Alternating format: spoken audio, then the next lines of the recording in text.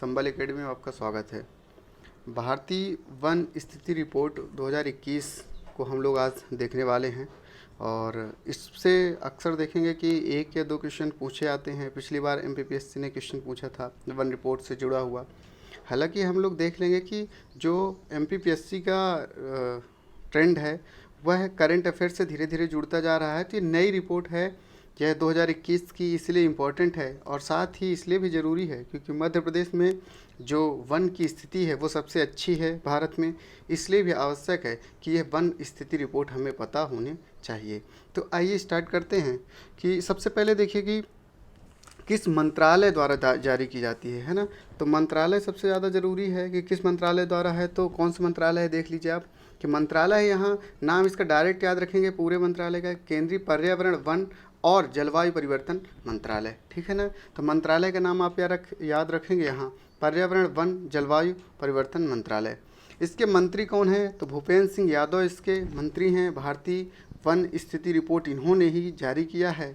और भारतीय जो वन स्थिति रिपोर्ट है यह आप ध्यान रखेंगे कि 2 वार्षिक रिपोर्ट है, 2 वर्ष में एक बार प्रस्तुत की जाती है और जिसे भारतीय वन सर्वेक्षण द्वारा इसको प्रकाशित किया जाता है। तो किसके द्वारा प्रकाशित किया जाता है अगर क्वेश्चन आपसे पूछता है तो भारतीय वन सर्वेक्षण जो आपका विभाग है उसके द्वारा, और यह 2 वर्ष में एक बार रिपोर्ट प्रस्तुत की जाती है।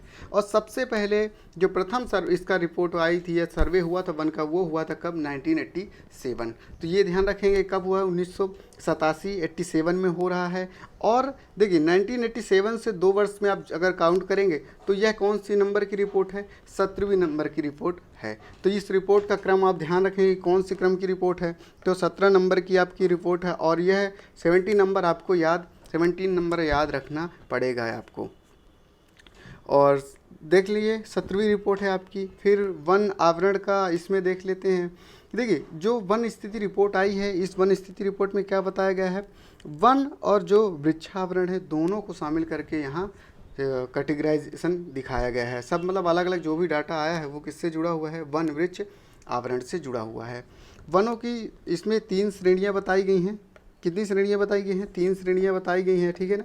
3 श्रेणियों में देख लेते हैं कि कौन कौन सी हैं। तो देखिए अत्यधिक सघन, मध्यम सघन और खुले वन। ये डायरेक्ट आपसे पूछा जा सकता है कि वनों को कितने श्रेणियों में वन रिपोर्ट में विभाजित किया गया है। तो आपको ध्यान रखना होगा कि अत्यधिक सघन, मध्यम सघन और खुले वन 3 भागों में डिवाइडेशन इसका किया गया है। तो जो सबसे सघन, ज़्यादा सघन वाले वन हैं उनका परसेंटेज जो देखा जाए उसमें मतलब अगर 70% से अधिक सघनता है, कितना? 70% से अगर अधिक सघनता है तो उसको क्या माना गया है? सघनता सबसे ज़्यादा अत्यधिक सघन। और अगर 40 से 70 के बीच में है तो उसे मध्यम सघन बोला गया है। और 10% से कम सघनता है तो उसे खुले वन के अंतर्गत रखा गया है। तो ये आपसे पूछ सकता है अत्यधिक सघन जो वन कितने परसेंटेज से अधिक होना चाहिए, मध्यम सघन कितना होना चाहिए, खुले वन में होना चाहिए। ठीक है। पहली बार कौन कौन से क्षेत्र शामिल किए गए हैं इनको आपको ध्यान रखना है। बहुत इंपॉर्टेंट कुछ यहाँ से क्वेश्चन इंपॉर्टेंट बनेंगे। ये सबसे आईएमपी है इसमें कि देखिए सबसे पहले क्या ध्यान रखना है कि इनका स्थान भी कहाँ है। तो सबसे पहले देखिए टाइगर कॉरिडोर को शामिल किया गया है। किसको? टाइगर कॉरिडोर को शामिल किया गया है। इस बार पहली बार ऐसा हुआ है। गिरी के जंगल शामिल किया गया है। ठीक है ना। ये कमेंट करके बताएंगे आपकी कहाँ है और किसके लिए फेमस है गिरी के जंगल। और पक्के टाइगर रिजर्व यह कहाँ है आपका? यह आपका स्थित है अरुणाचल प्रदेश में। ठीक है ना। कहाँ है? अरुणाचल प्रदेश में। तो इसको आपको ध्यान रखना है।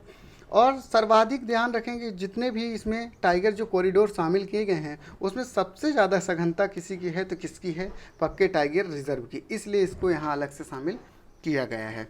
ठीक है। तो कौन कौन से हो गए? टाइगर कॉरिडोर शामिल किए, जितने भी टाइगर कॉरिडोर हैं है ना उनको इसमें शामिल कर दिए गए हैं। गिरी के जंगल को स्पेशल रूप से शामिल किए गए हैं। तो इसको ध्यान रखेंगे आप कि किसको नया इनमें से पूछे किसको नहीं शामिल किया गया। तो ऐसा कुछ भी क्वेश्चन पूछता तो आप इसको ध्यान रखेंगे। पक्के टाइगर रिजर्व को जरूर ध्यान रखेंगे आप। ठीक है। फिर देखिए यहाँ कुल वृद्धि वनावरण में, वन और वृक्ष में कितनी हुई है इसका ध्यान रखना पड़ेगा। कि देखिए 2261 आपको क्या करना पड़ेगा, ये फैक्ट आपको ध्यान रखना है कि 2261 जो वर्ग किलोमीटर है इतना कुल जो वन है उसमें क्या हुई है? वृद्धि हुई है। और इसमें अलग अलग आप देखेंगे तो वो अलग है, कितना हुई है? 2261 इसमें वृद्धि हुई है। और इसमें अलग अलग अगर देखते हैं तो वन अलग से आप देखेंगे तो 1540 है, जबकि 721 है। तो दोनों किस में ध्यान रखेंगे कि वन में कितनी वृद्धि हुई है, तो 1540 हुई है। कितनी हुई है, 1540 हुई है। जबकि यहाँ ध्यान रखेंगे किसका, ये 721 है वर्ग किलोमीटर है, इसमें किसमें, वृक्षों में वृद्धि हुई है। वन क्षेत्र में वृद्धि वाले राज्य सबसे ज़्यादा कौन रहे, कि वन क्षेत्र में कौन वृद्धि हुई है। यहाँ आपसे क्षेत्र पूछा जा रहा है कि क्षेत्र कौन से हैं, तो क्षेत्र में अगर आप ध्यान रखेंगे कि एरिया वाइज, तो उसमें आंध्र प्रदेश में सबसे ज़्यादा वृद्धि हुई है, फिर दूसरे नंबर में तेलंगाना है, फिर तीसरे नंबर में उड़ीसा है। तो डायरेक्ट आपसे क्वेश्चन पूछेगा कि वन क्षेत्र में वृद्धि वाले राज्य, तो कौन से मतलब ऐसे राज्य हैं जिनमें वन क्षेत्र में सर्वाधिक वृद्धि हुई है, तो आंध्र प्रदेश, तेलंगाना और उड़ीसा।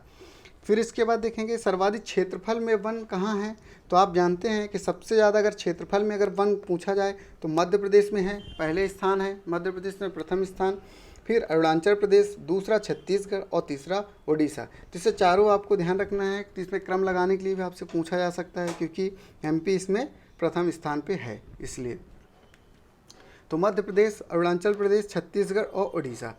फिर उसके बाद देखेंगे कि कुल भौगोलिक क्षेत्र में प्रतिशत के आधार पर वन सबसे ज़्यादा कहाँ पाए जाते हैं, ये भी राज्य आपको ध्यान रखना है।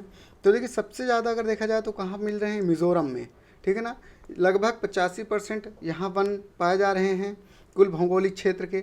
अरुणाचल प्रदेश में लगभग आप बोल सकते हैं कि 80% यहाँ वन क्या है, कुल भौगोलिक क्षेत्र के वन पर पाए जा रहे हैं। तो मिज़ोरम में सबसे ज़्यादा लगभग कितने परसेंट, 85%, अरुणाचल प्रदेश में लगभग 80% और मेघालय में 76% और मणिपुर में 74%।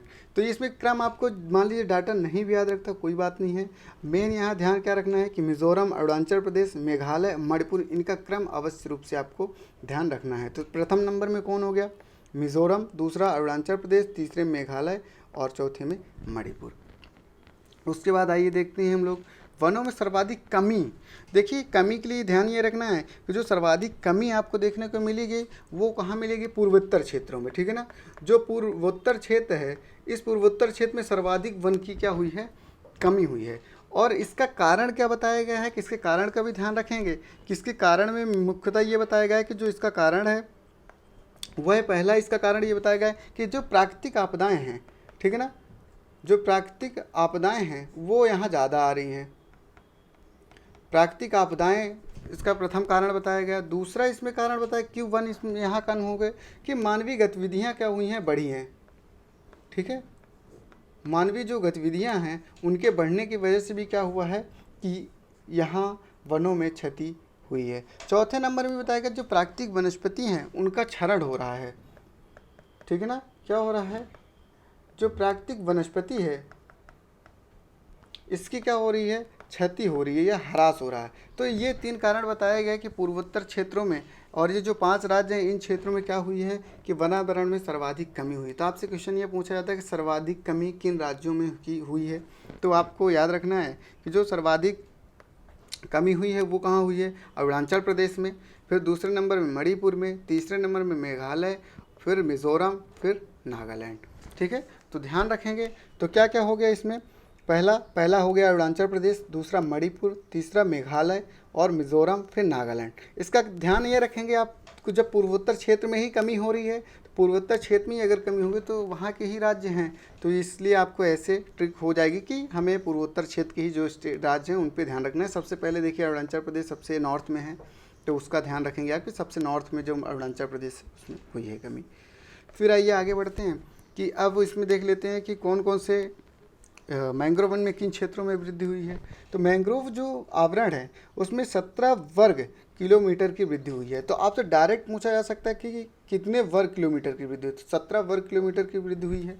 और सर्वाधिक जो वृद्धि हुई है वो आप देख सकते हैं कहाँ हुई है, वो सबसे ज़्यादा वृद्धि हुई है देखिए उड़ीसा में, फिर महाराष्ट्र में, फिर कर्नाटक में। ये आपको तीनों स्टेट ध्यान रखना। सर्वाधिक वृद्धि कहाँ हुई है, लगभग यहाँ 8 वर्ग किलोमीटर बढ़ा है, फिर 6 वर्ग किलोमीटर, फिर 4 वर्ग किलोमीटर, ऐसे करके यहाँ वृद्धि हुई है। तो ओडिशा में सबसे ज़्यादा, फिर महाराष्ट्र में, फिर कर्नाटक में, ठीक है। इसका आपको ध्यान रखना होगा। क्षेत्रफल के आधार पर भी पूछा गया है ना, यूपीपीएससी में भी क्वेश्चन आया था और एमपीपीएससी में भी पूछ सकता है कि जो एरिया वाइज है, तो एरिया वाइज आप बताइए कि सबसे ज़्यादा कहाँ मैंग्रोव वन पाए जाते हैं, तो सबसे ज़्यादा कहाँ पाए जाते हैं, तो पश्चिम बंगाल में, फिर दूसरे नंबर में गुजरात में, तीसरे नंबर में अंडमान निकोबार द्वीप समूह में, फिर चौथे नंबर में आंध्र प्रदेश में। तो आपको क्या ध्यान यहाँ रखना है, तो सबसे ज़्यादा अगर बात करें तो मैंग्रोव वन कहाँ पाए जा रहे हैं, वह हैं पश्चिम बंगाल में। कहाँ पाए जा रहे हैं, पश्चिम बंगाल में पाए जा रहे हैं, सबसे ज़्यादा पश्चिम बंगाल में पाए जा रहे हैं। दूसरे नंबर में गुजरात में पाए जा रहे हैं, तीसरे नंबर में अंडमान निकोबार द्वीप समूह में, और चौथे नंबर में आंध्र प्रदेश में पाए जाते हैं। और अगर पूरे एरिया वाइज की बात करें, कितने वर्ग किलोमीटर पे वनों का विस्तार है, किनका, मैंग्रोव वन का, तो मैंग्रोव वन का कितने में है, 4992 है ना, 4992 वर्ग किलोमीटर में, ठीक है ना, किलोमीटर स्क्वायर में। इसको आपको ध्यान रखना है कि पूरा वन कितना है, तो वह आपका 4992 वर्ग किलोमीटर वन किसका पाया जा रहा है, मैंग्रोव वन का। सबसे ज़्यादा वेस्ट बंगाल में है, दूसरा गुजरात में, तीसरा अंडमान निकोबार द्वीप में, फिर आंध्र प्रदेश में। फिर इसके बाद आप देखेंगे, ठीक है, बस इतना है। इसमें एमपी का जो वन रिपोर्ट है, वन स्थिति रिपोर्ट है, उसको हम लोग अलग से देख लेंगे कि उसमें क्या क्या है। और हमें आशा है कि आपको यह वीडियो अच्छा लगेगा। और क्वेश्चन जो भी आपसे यहाँ पूछे जाएंगे, और हर साल लगभग पूछे जाते हैं, तो आपको बिल्कुल ध्यान रखना है कि यहाँ से क्वेश्चन आने वाले हैं, और केयरफुली इसको नोट डाउन करना है, और एक दो बार वीडियो इसको देखना है। ठीक है, मिलते हैं नेक्स्ट वीडियो में।